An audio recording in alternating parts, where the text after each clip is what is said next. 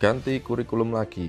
Kemendikbudristek diam-diam telah membuat kurikulum baru yang implementasinya secara bertahap mulai tahun ajaran 2021-2022 ini di 2.500 sekolah penggerak.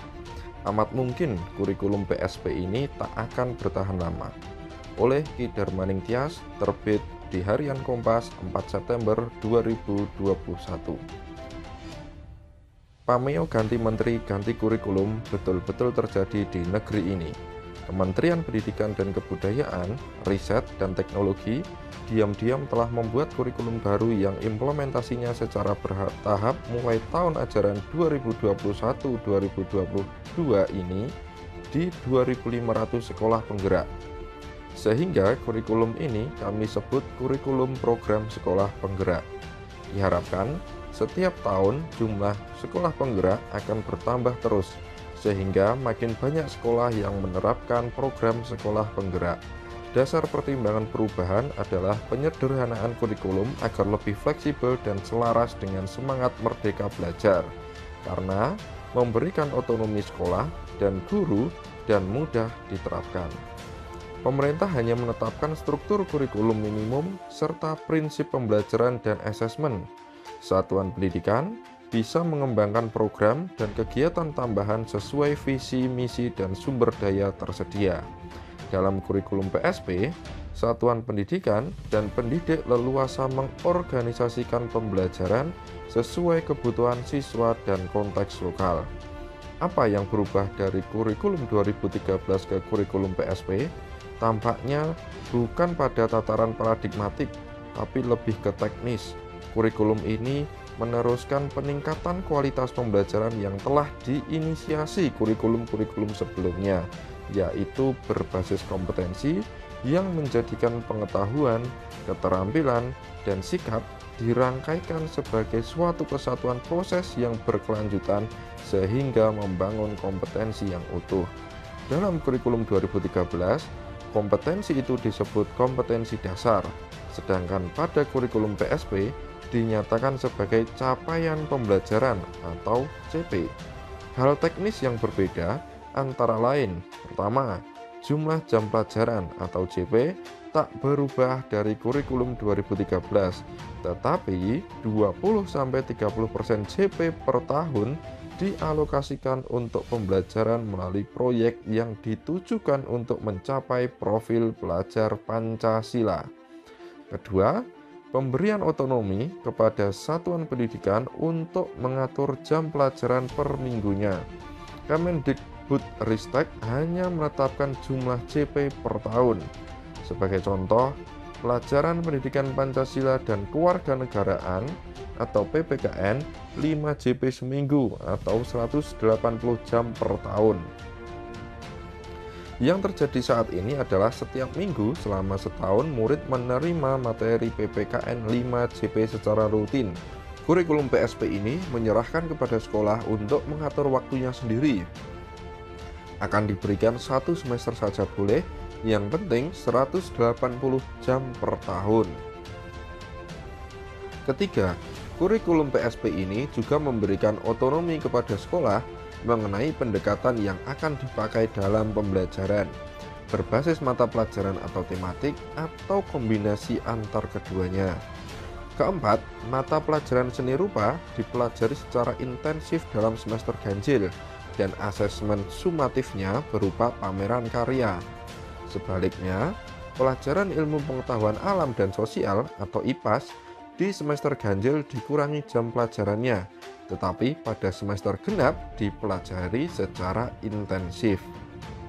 Perubahan perjenjang.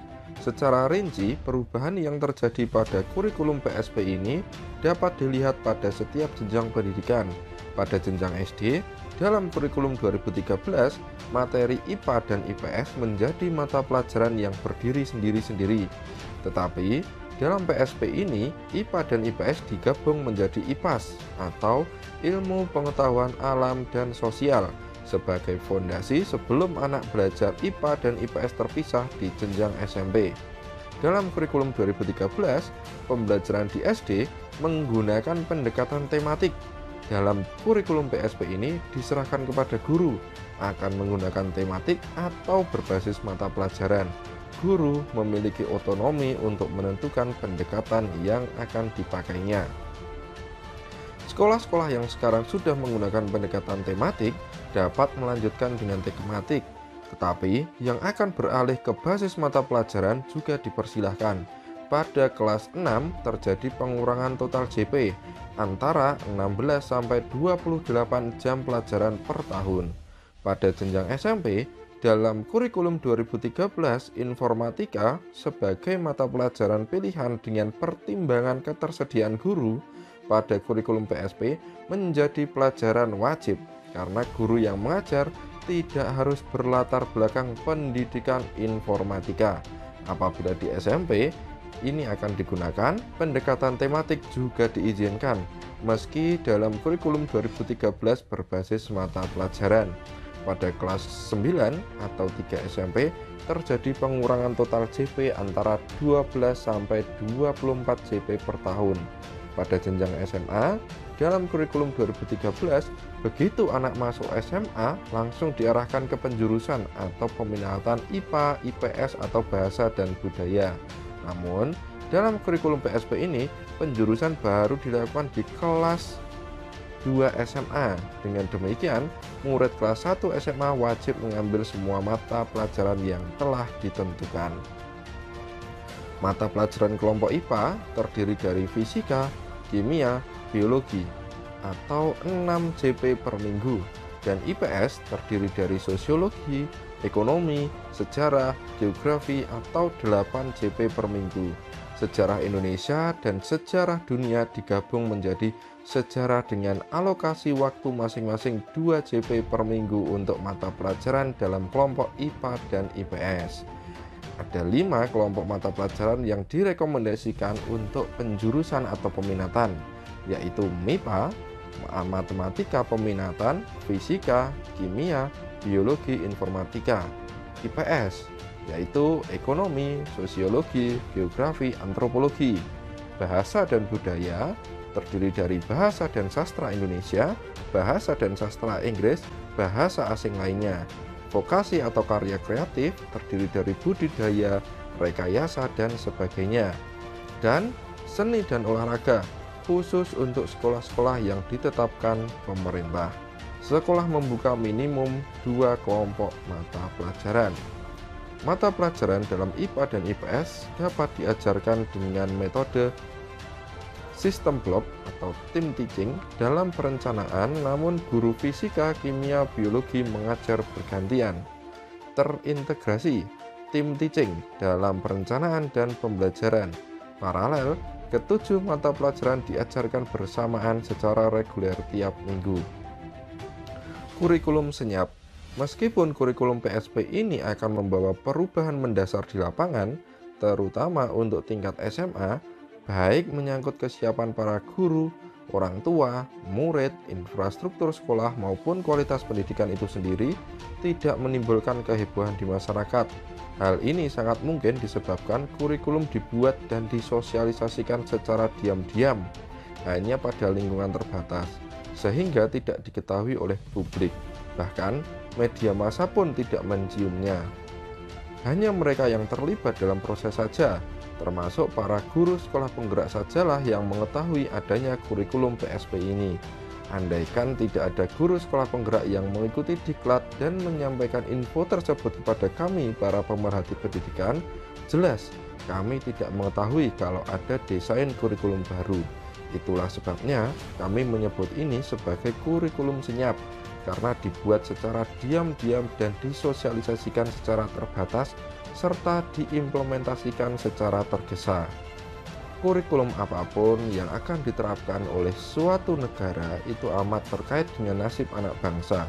Oleh karena itulah, pembuatan kurikulum memerlukan kajian yang serius, perlu uji publik, dan penerapannya perlu kehati-hatian, karena kalau sampai sembarangan, dampaknya akan mengena ke satu generasi. Kurikulum PSP ini kapan disusun dan kapan diuji publikkan, kami para pemerhati pendidikan tidak ada yang tahu sama sekali. Tiba-tiba saja langsung diterapkan di 2.500 sekolah penggerak mulai tahun ajaran 2021-2022 ini. Dan ironisnya, dalam dokumen-dokumen yang berupa PowerPoint sebagai materi sosialisasi sebagai para guru sekolah penggerak ditulis bahan diskusi internal, tidak untuk disebarluaskan. Sungguh aneh, tapi nyata terjadi. Bagaimana kurikulum yang menyangkut nasib anak bangsa kok dibuat secara diam-diam dan dilaksanakan secara terburu-buru? Kurikulum itu bagian dari kebijakan publik, seharusnya dibuka kepada publik agar publik mengetahuinya dan memberikan masukan. Banyak masalah. Meskipun pada tingkat paradigmatik tidak ada perubahan dari kurikulum 2013, kecuali hanya perubahan teknis, bukan berarti tanpa ada masalah ketika dilaksanakan secara nasional. Masalah pertama akan muncul dari kesiapan para guru ketika diberi otonomi untuk mengatur jam pelajaran per minggu. Mereka belum tentu mampu. Andaikan mampu, belum tentu disetujui pengawas atau kepala dinas pendidikan setempat. Pengawas belum tentu setuju karena akan menambah repot kerjanya apabila jadwal setiap sekolah berbeda-beda. Ujung-ujungnya akan terjadi penyeragaman dalam satu daerah sehingga otonomi satuan pendidikan tak terwujud.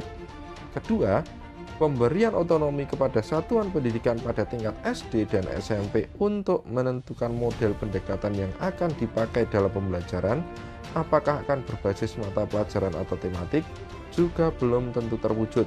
Lagi-lagi sangat dipengaruhi oleh arahan dari pengawas dan kepala dinas pendidikan serta ketersediaan buku ajarnya. Kecuali itu, pilihan tersebut juga akan membuka peluang bisnis buku pelajaran yang lebih ramai lagi, karena satu penerbit akan membuat dua jenis buku sekaligus berbasis mata pelajaran dan tematik. Masalah ketiga, problem kualitas pendidikan muncul terkait dengan adanya penggabungan pelajaran IPA dan IPS di SD. SD itu merupakan fondasi untuk meletakkan landasan berpikir keilmuan, dan salah satu alat untuk menanamkan berpikir keilmuan adalah pelajaran IPA. Kalau pelajaran IPA digabung dengan IPS, apa tidak makin tumpul? Lagi pula, pelajaran IPA itu memiliki kegunaan praktis dalam kehidupan sehari-hari, termasuk bagi anak-anak SD. Pengetahuan mengenai massa jenis, pemuaian, suhu dan kalor, energi, cahaya, getaran, gelombang, dan bunyi itu merupakan pengetahuan dasar yang perlu diketahui oleh anak-anak guna menjalani kehidupan sehari-hari agar tidak celaka karena ketidaktahuannya. Kalau IPA digabung dengan IPS, sejauh mana pengetahuan dasar tersebut dapat diberikan kepada murid SD? Pada tingkat SMA, ketika penjurusan atau peminatan dilaksanakan di kelas 11, maka belajar di SMA semakin tidak fokus.